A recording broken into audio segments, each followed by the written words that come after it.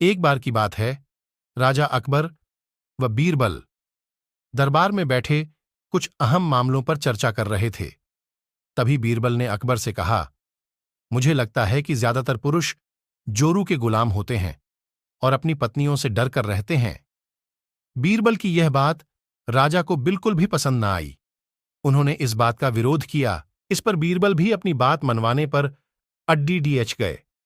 उन्होंने राजा से कहा कि वे अपनी बात को सिद्ध कर सकते हैं, मगर इसके लिए राजा को प्रजा के बीच एक आदेश जारी करवाना होगा। वह आदेश यह था कि जिस पुरुष के अपनी पत्नी से डरने की बात सामने आएगी, उसे दरबार में एक मुर्गी जमा करानी होगी। राजा बीरबल की इस बात पर तैयार हो गए।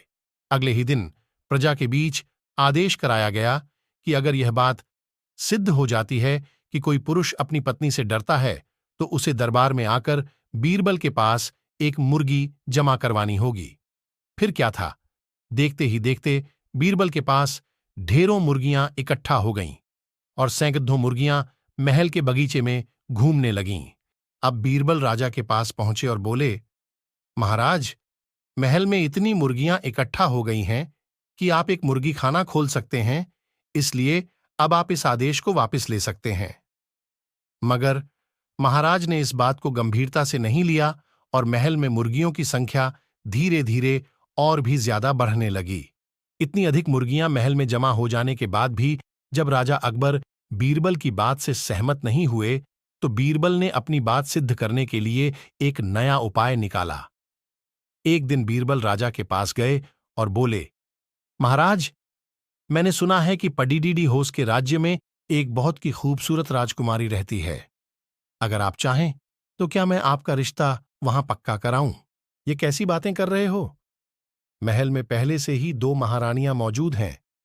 अगर उन्हें इस बात की भनक भी लगी तो मेरी खैर नहीं होगी। यह सुनकर बीरबल ने तपाक से जवाब दिया, चलिए महाराज, फिर तो आप भी मेरे पास 2 मुर्गियां जमा करा ही दीजिए। राजा बीरबल का ऐसा जवाब सुनकर शर्मा गए और उन्होंने अपना आदेश उसी वक्त वापस ले लिया। कहानी से सीख। अकबर, बीरबल की इस कहानी से हमें यह शिक्षा मिलती है कि बातों की चतुराई से हम किसी भी बात को मनवा सकते हैं।